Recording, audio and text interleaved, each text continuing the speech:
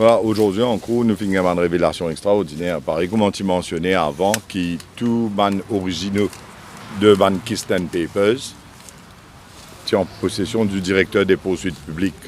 Et aujourd'hui, tout ban originaux Keystone Papers est produit devant l'enquête judiciaire ici à la cour de Moka. Et mon client, M. Mervyn Beaton, il explique clairement comment ce document-là est dans sa possession, qui s'y remet par M. Bruno Lorette, qui lui-même ligne ça avec M. Keystone. Et M. Bruno Lorette aussi il donne une précision, le code qui remet ce document-là, dans quel contexte et qui dit à lui quand il remet ce document-là. Alors aujourd'hui, tout ça évidence-là, il est en possession de la cour et qui est un élément extrêmement grave et aussi troublant qu'il a dans. Alors, et dans, surtout, ban dépenses électorales, côté d'un par millions qui ne dépensé. Et nous trouvons pour refreshments, tout seul, c'est à peu près 1,9 million de roupies. Et dans une somme qu'il mettait PM, il donne 1 million un coup, 1 million des coups. Et dans les autres candidats dans le numéro 8 aussi, qui donnent une somme d'argent conséquente.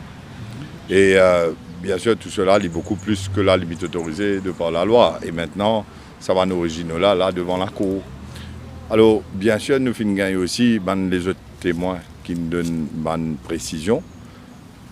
Monsieur Mervyn Beaton lui-même expliqué qui arrive à lire quand il connaît qui M. Keystone Inmo et ça va un document là publié dans un journal qui ne sentit en danger, sur la vie en danger. Et c'est la raison qui fait qu'il décide pour remettre ça au bureau du directeur poursuite publique. Et il finit aussi expliquer quand il demande qu'il fait pas de ça à la police. Il dit de par tout ce qu'il a trouvé dans sa caisse là, il ne peut pas faire confiance du tout de façon que la police peut faire ça l'enquête là. Et à cause de ça, qu'il a donné ça directement bureau directeur des poursuites publiques.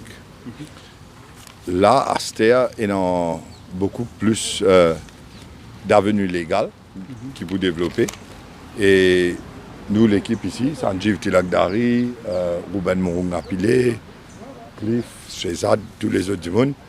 Je ne verrai personne là, tout le monde là même. L'équipe Avengers. Nous travaillons loin de private prosecution. Nous travaillons loin de private prosecution et Mme Keystone, bien sûr, dit un votant dans la circonscription numéro 8, non soumis dans sa bande d'aérie là. Et là, quand nous guettons en fonction de l'affidavit qui a été juré dans le contexte des élections, l'audience a une évidence claire, un original qui est en possession de la cour. Je vais parler de l'avant avec une private prosecution contre Pravin Jagnat, contre Lila Devidoukan et contre Yogita Sominaden. En fonction de la loi qui breach l'eau swearing and false affidavit. À partir de cette étape d'aujourd'hui là, les documents originaux finissent déposés, ils sont en possession de la cour Moka. Oui, tous les documents originaux en possession de la cour. Et comme on explique, il y a des affaires extrêmement troublantes là-dedans. Et non, les autres du monde aussi. Pas mentionner le nom là, c'était là, probablement, il y a des gens qui peuvent être convoqués. Et après, pour vous donner une certaine explication. Mais demain, bien sûr, l'enquête judiciaire pour continuer. Avec qui? Et nous avons une madame qui s'appelle Keshwari Punit, qui est convoquée dans la liste des témoins pour DPP, pour le directeur des poursuites publiques, avec une autre madame qui s'appelle Nita Nukched. Et après, bien sûr, pour énormément les autres témoins aussi demain. Alors, on va poser les affaires qui ne sont pas encore établies en cours. Bien sûr, ce qui m'ont expliqué, c'est de nature publique, parce que quand il finit de dire dans la cour, témoin finit d'expliquer, tout journaliste entendait, tout membre public entendait. Et c'est là qui m'a donné une précision.